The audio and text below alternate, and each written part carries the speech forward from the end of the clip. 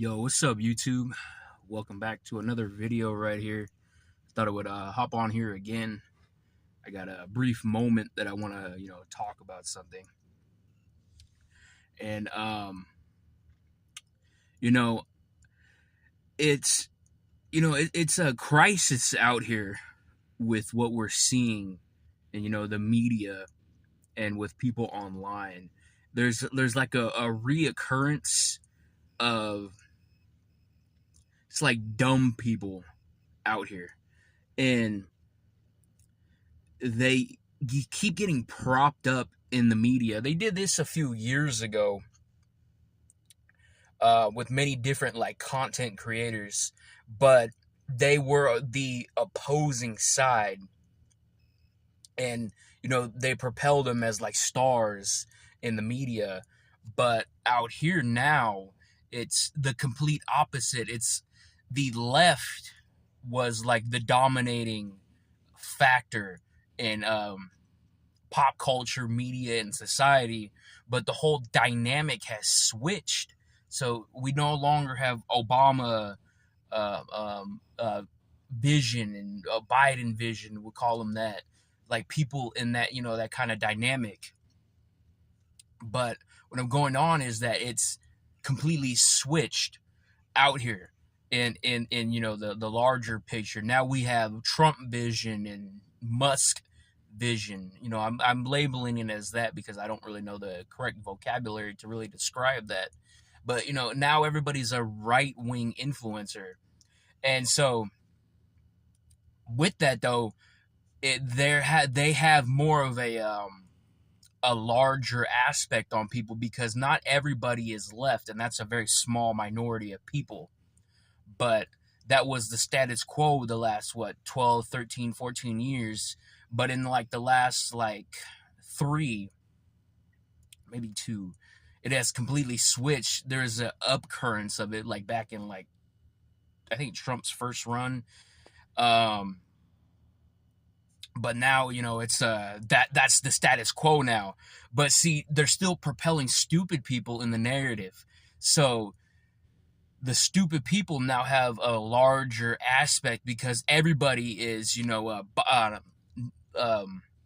would you say, based. We'll call them that. Everybody is like falling into the right. So the people that were currently on the left that, fell for the narrative, like, everybody on the right's like racist and, homophobic and the bad guys. But now the people who thought like that were like biased, have completely swapped to the right side. And so with that, there's more people on the right now that are there than previously that were on the left. So the people that are now being propelled back into the narrative, but now just on the right, are still stupid. You know what I'm saying? Like, they don't really know much, and when they talk, it's very ignorant and not very well formed and educated, I should say so. But when now they talk, instead of having about 2,000 people, they got 10,000 people. You see, the whole dynamic has swapped. And so this is very dangerous. And this is going to lead up to another video that I'm going to be doing probably in the next few days on a certain YouTuber. So, take this with as like a to be continued. But with that though, you know what I'm saying? Like, the whole situation it's dangerous, because you don't see people like me, you don't see anybody else out here similar to me who tells the truth and is well informed. See what I'm saying? Like, I know a lot and people like me know a lot, but then the people in the narrative that are propelled into the highlights of the media and like YouTubers and stuff and like on Twitter, they don't really know much. So, they fall for the Trumpsters, they fall for the MAGA people. They're not very educated, they don't know really what they're talking about, but when they do say something, people listen.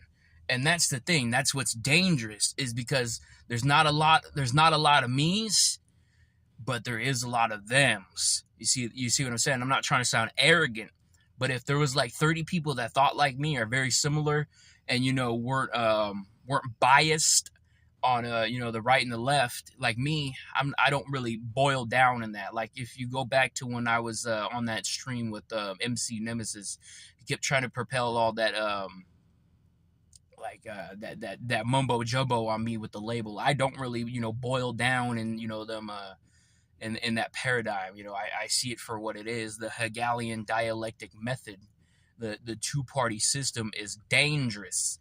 But then there's the other parties too, and then you have the alt genre that comes with that, and they want to lump you in with that. And so with that, they're putting you in a category. But by default, we're all put into a category. We're on the right or the alt-right. But I'd rather be on the alt-right. I don't want to be on the right because, the right now is goyish. We'll put it like that. We're not going to, say it, but the right now is an asset to our greatest ally in the Middle East. Sure, MAGA and Trump and Musk are doing stuff right now. Like, I would agree on border security. I would agree on deporting all the illegal immigrants, regardless who they are. I would agree on, cutting the deficit on taxes, cutting, cost of spending on dumb government programs like sending condoms to monkeys in Africa. And I'm not saying like black people. They were legitimately sending condoms for like apes, like chimpanzees. Just going to put that on the record. Or sending condoms to people in, Arabs in Palestine. Like, that is like, why are we doing that? Like, that's so stupid. And so I would agree on knocking that off. I would agree on Trump, denouncing a lot of the stuff that he's so far did. And I would agree on, the tariff stronghold. And I call it stronghold because that is a good tactic. Sure, it may have negative effects in the long run, but it's a win or lose situation. So if you don't take the initiative, we don't know if we'll win. But there's always the outcome of us losing. But so far, so long, it's slightly working. He has Laos and Vietnam and all these other small nations in a stronghold. It's like mafia tactics. If you, step into somebody's territory, you're either going to lose or they're going to lose. It's going to be a win-win situation for somebody on the opposing or the defending end. In America, so far, is the offense, and they are doing pretty well. So I would agree with that. The cost of eggs have went down. China is about to cave in. So I would agree with a lot of stuff like that. But then when it comes to our support for our greatest ally in the Middle East and heavily, and see, I'm a Christian, I have a Christian background of a belief system based off of this channel. I have a Christian narrative, regardless if, I call myself an Israelite. I'm still a Christian because I follow Christ. So if this is a Christian nation, we will want it to thrive in some kind of way. Sure, America is going to collapse one of these days. Definitely either by civil war or by World War III. But I would pick one of those on the ladder. It all depends. But I think there's going to be a civil war first. But how that's going to play out, I really don't know.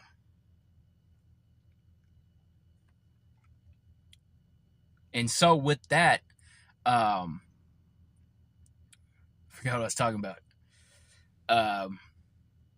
Oh yeah, our greatest ally in the Middle East. I have a Christian narrative, and I don't like what the Talmud says about Christ, regardless if they tell you that's not him written in there. That's like some other guy named Jesus that was written like 300 years before the actual Jesus of the New Testament. Like that's hogwash, because his mother Mary is also referenced in that same text. You know what I'm saying? So there's a reoccurrence of that. Just gonna put that on the record. It's like Sanhedrin 59a or Gittin 55 something. I don't know the correct part of the Talmud on that. And then they say it takes 7 years to study the Talmud, but it doesn't take a rocket scientist to read the passage, go back, read the passage to the very end to get the context of what's going on. And so there's a lot of stuff that I want to say on here regarding our greatest ally in the Middle East. There's the whole program right now that's been known for years called Greatest we're going to put Israel, coding that blank, blank, blank expansion. And I want to go more in depth to that, but I can't really do that right now because I don't have the time. But take that with a grain of salt. Look into that. Greatest Israel. We're coding that because we can't, I don't want to say the actual name on here.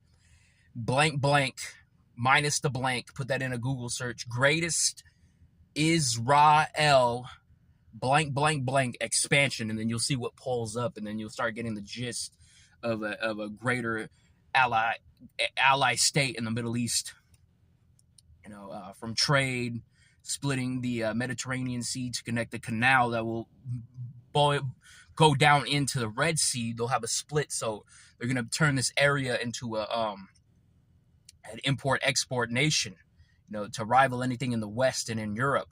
So instead of going all the way around, you could end up in the Mediterranean and pay taxes to our greatest ally in the Middle East for a toll, and then you can, have your shipment cross through the canal that will connect the Mediterranean Sea to the Red Sea. And then, they're going to have a Miami beach hut front once they are done with Palestine. You can look up what Trump posted on his Twitter for reference regarding, what he wants to do with the reconstruction program. And then, building the third temple and all the territory that they're going to get from Iran in the east. Actually, I explained that pretty well. If you want to look into more of it, you can. But greatest Israel, blank, blank, blank expansion. Take the 3 words that I'm spelling out of that minus the 3 gods of Phoenician, Canaanite, and Egyptian. Spell that out, Israel, and then, you'll get what I'm saying. We got to code our language around here.